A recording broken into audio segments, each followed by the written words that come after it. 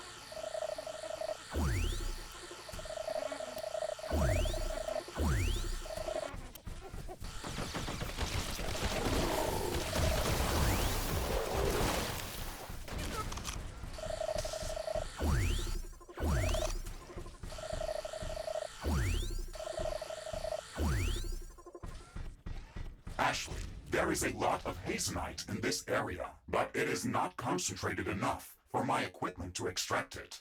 We have to search for it elsewhere. Hmm. There's a lot of these bulbous mushrooms growing here. They're feeding off of the hazenite from the soil and crystallizing it in a form that can be harvested. If we could accelerate their growth, then we could extract the hazenite using these natural organisms. We could construct a cultivator in this area to accelerate the growth of these mushrooms. We will need to supply it with filtered water to make it operational. Okay, let's get it done. And now here is the part why it is important to have a high Research enough completed. knowledge or familiarity with these plants, because the higher knowledge level or familiarity level you have on them, the higher yield or more resources you gain per second from these cultivators. And at the current level, I have 12%. Mostly, I recommend you take it up to about 20. So, the higher level of knowledge, familiarity, the higher yield or higher resource output you get from the cultivators. So let's set up the outpost.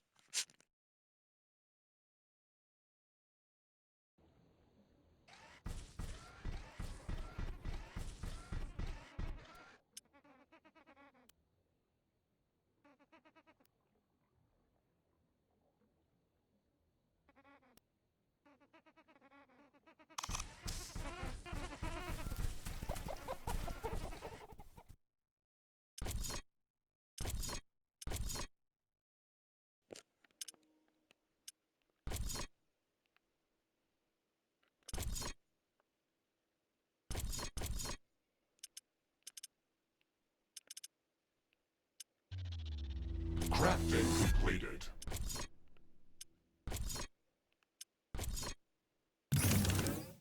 Now, why I like the alien camouflage is because, well, it makes you invisible and you don't have to fight for life every few meters that you walk. And you can also use the bioscanner without being interrupted by being attacked. And you can also build up your structures while invisible, but the enemies will then target those structures you're building.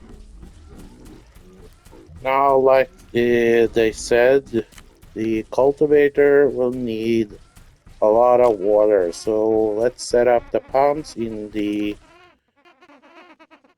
mud part of the muddy lake here and go from there.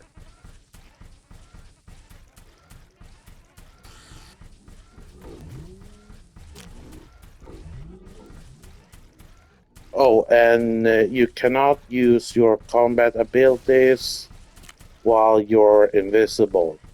However, you can fire weapons, but that will drop the invisibility.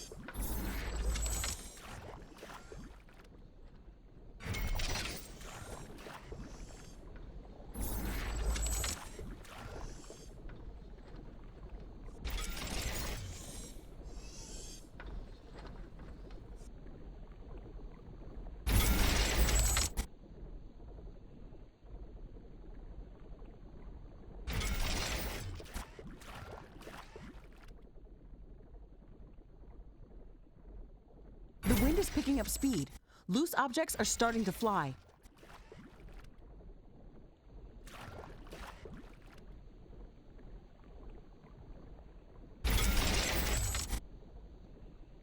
Wind speed is at an exceptional high. Wind turbine efficiency is at maximum.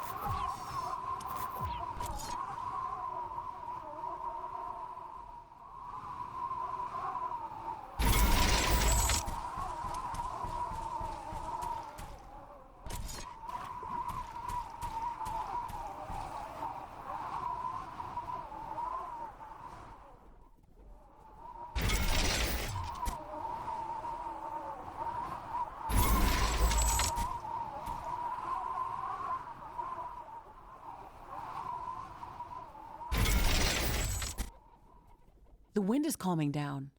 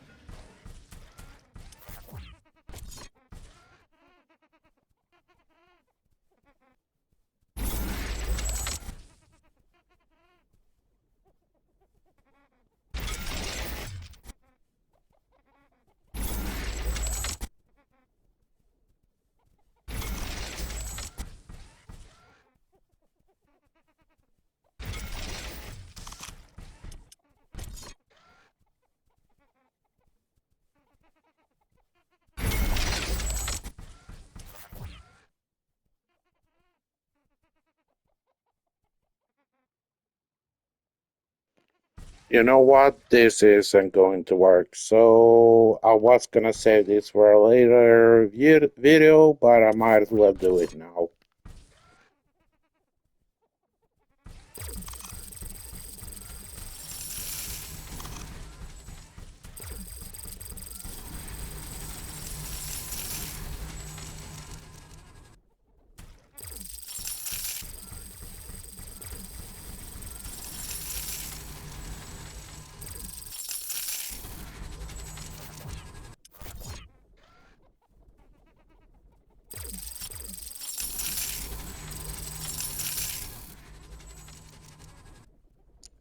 Now, you could set up the entire pipeline up to the point of interest. That would take too long, and you'd have to build a defensive wall along the entire stretch of the pipeline. And yeah, it wouldn't be worth it. So instead, we're gonna set up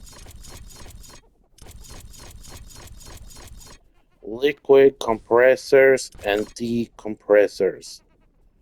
Now, the liquid compressors, well, they compact any kind of liquid, and then you set up the decompressors at another There's an location, intense aurora in the sky. and Prepare for an they ion storm. deliver It's going to or disable a lot of teleport the equipment. liquid over to the decompressors. Just gonna have to set up the necessary energy, and they need, The ion storm is great, disabling our equipment. 500 each. Hopefully it is enough. What I meant by that is each liquid compressor at the current level 1 only can compress 100 liquid per second. So if the cultivator at level 2 would need 100 water per second. So set up between 2 and 4 liquid decompressors just to be safe.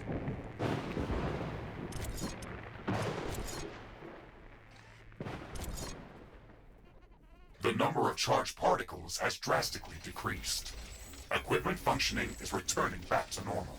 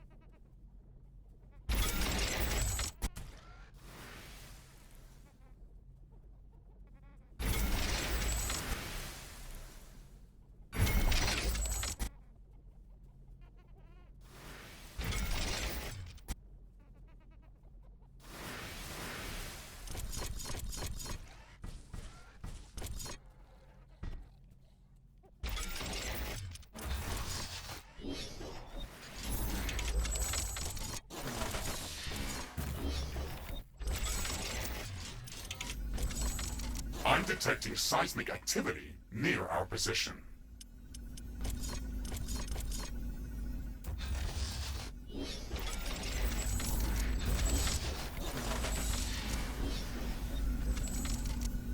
The earthquake is starting. It will deal serious damage to our buildings. Hey, Mr. Riggs, we're lucky today. It's a new resource deposit.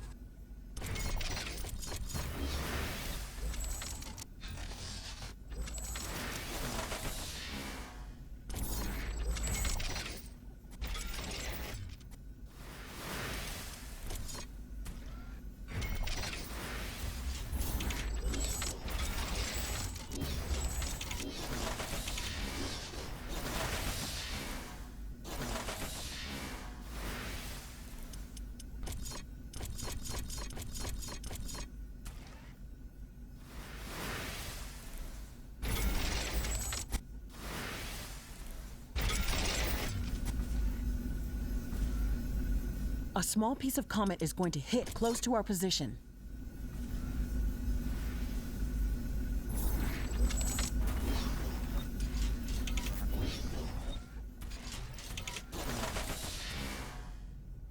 We've calculated the comet's possible impact location. It's flying right above us. We have to investigate it as soon as it hits the ground.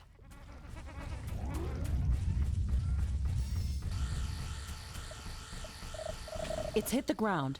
Let's head there quickly and see what we can learn.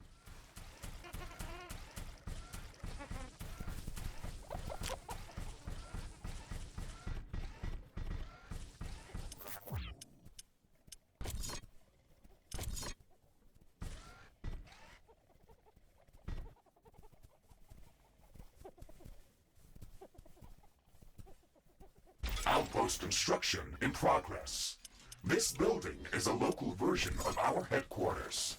It will allow me to reconstruct whenever I am destroyed. And it has a permanent rift station that we can rift jump to at any time. It will also allow us to automatically transfer all of the resources that are mined in this location back to our HQ, even if we're not present in this location. We can construct a network of such outposts around the planet to build up our economy. It's the only way to acquire enough resources to construct the Rift Station and all of its components. Be mindful of where we place these buildings, though.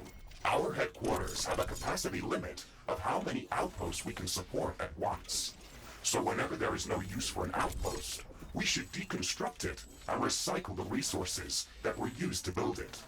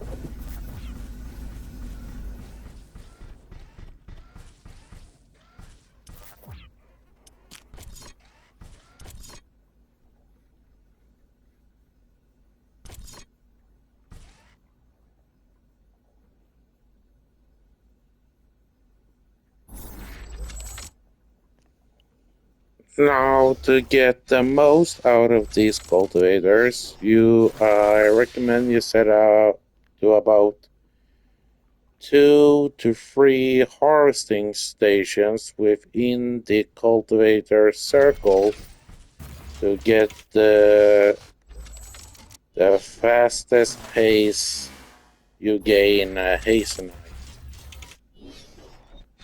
And as for the decompressors, you simply set up a pipeline here, and then you set up the decompressors on the side here. 1, 2, then set up the power for it and the cultivator. Oh man, I really hope this isn't. Oh boy.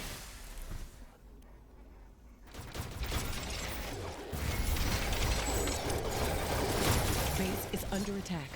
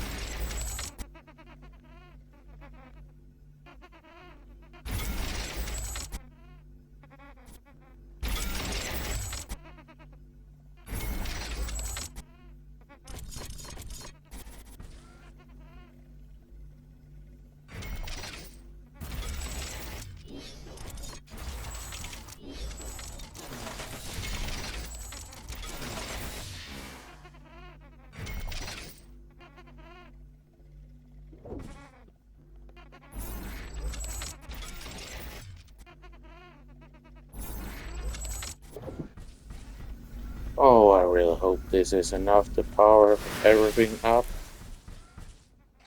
Of course, there are these ones as well. Please don't, please don't tell me I have to read this kind of thing all over again. Oh boy.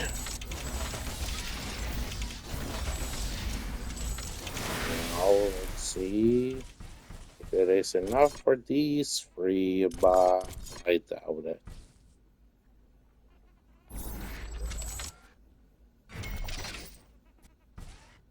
And we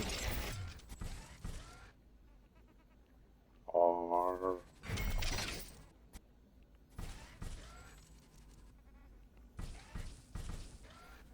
not good to go. Okay.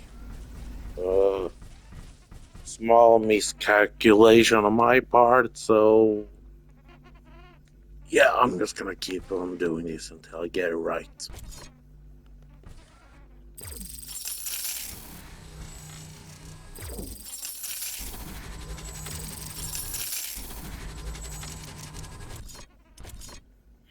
There's an intense aurora in the sky. Prepare for an ion storm. It's going to disable a lot of equipment.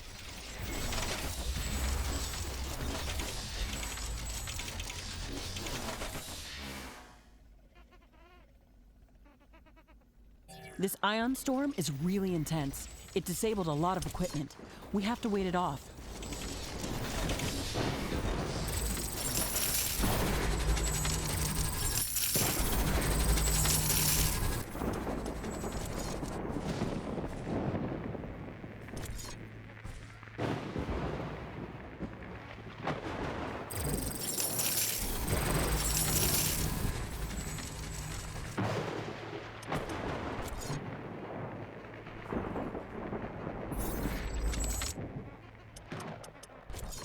The number of charged particles has drastically decreased. Equipment functioning is returning back to normal. We have power shortages. Connect more power plants. Oh, shut up, Mr. Riggs. I know already.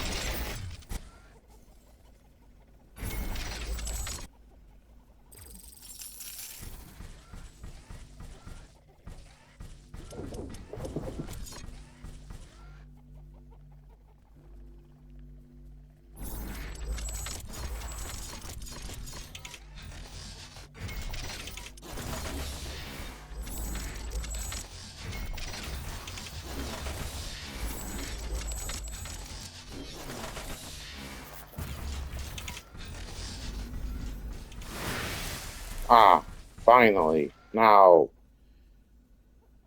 yes, yes, because your compressors are hooked up to mud, it doesn't necessarily. Oh, I forgot to set up the water filtering plants. Damn it. Yeah, I'm gonna cut off the video here and get back to you. Now that I remember to set up the water filtering plants, I meant to say only because your decompressors are hooked up to filtered clean water doesn't mean that your decompressors automatically receives and pumps out the pure water. You have to open the billing menu, then take the square pointer onto the compressor, then press the square button. Oh, come on. Did I build? Yeah, I built. Now, what I meant to say is. Uh,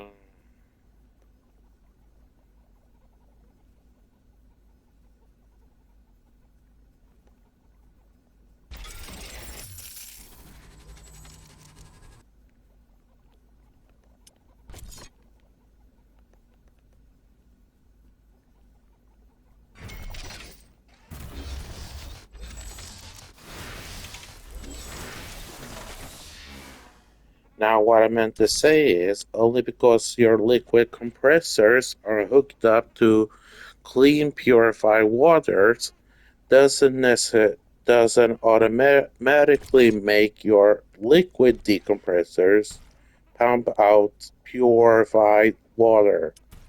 But you have to take the square pointer over to the decompressors, press the square button, press X in the middle here and select the water, and it will automatically transport the water from one location to this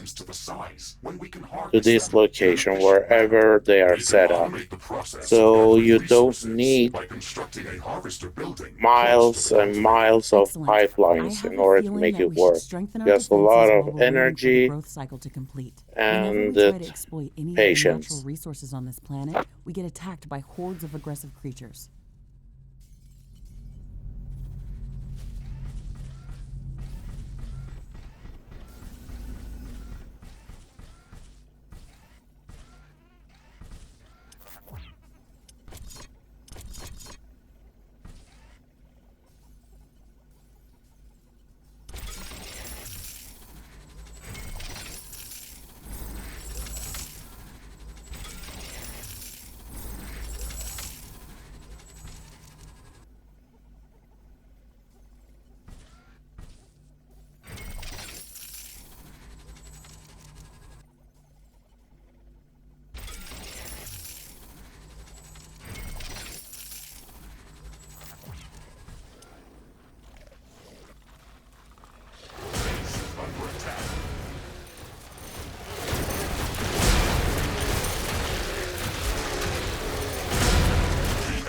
This area can hide from our sensors. They are not as numerous as in the other parts of this biome, but they can be even more dangerous.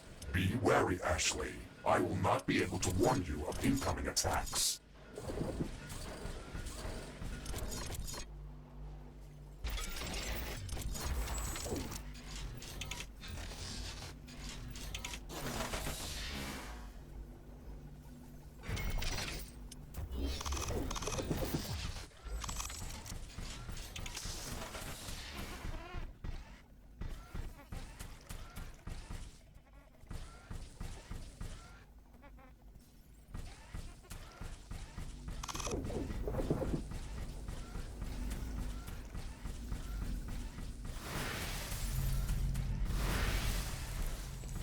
And one more thing, if you already have gathered enough Hazenite, the game doesn't necessarily register that as completed, but only when it have collected enough Hazenite this way via cultivators and harvesters. A little easier.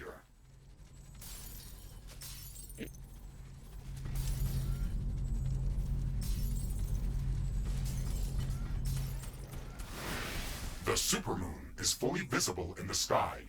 Its light is strong enough to charge our solar panels. Or I need new glasses once again, because I didn't see I hadn't gathered enough Hazenite. So, in a little bit more detail, in one location you set up pumps and pipelines in either lakes of mud or the acidic sludge, then set up these water filtering plants and hook them up to power and these compressors. Then at the next locations, you set up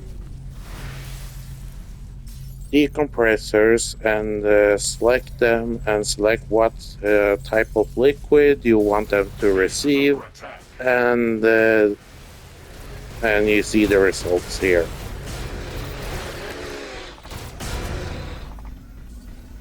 The moon is settling down. We're getting back to the usual darkness. And you can check the yield of what you're getting, and you get 0.2 Hazenite per second, and you multiply that by 3. I'm not good at math, you do it.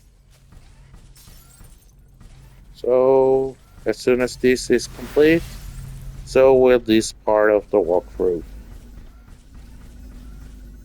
Yeah, I'm a tad bit tired, so I completely forgot about the water filtering plant and how much energy these guys need. So,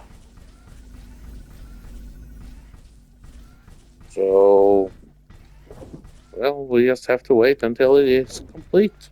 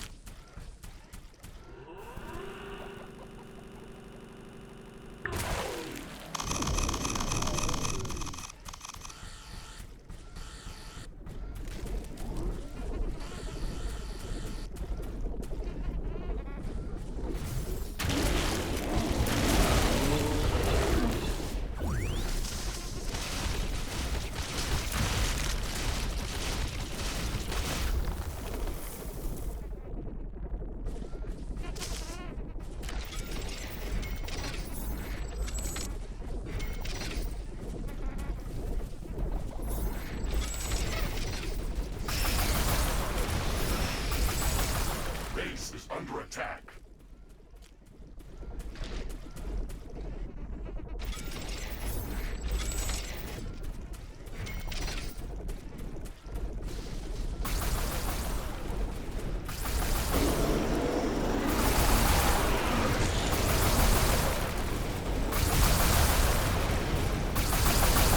We've gathered enough Hazenite to start crafting new equipment. Ashley, we can stay here and harvest more minerals, or we can return to our primary objectives.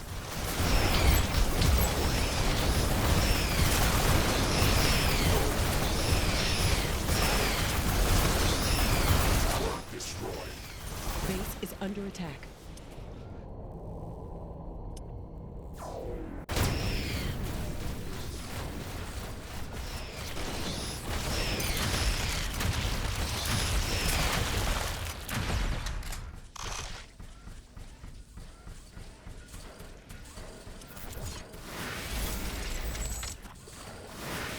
A small piece of comet is going to hit close to our position.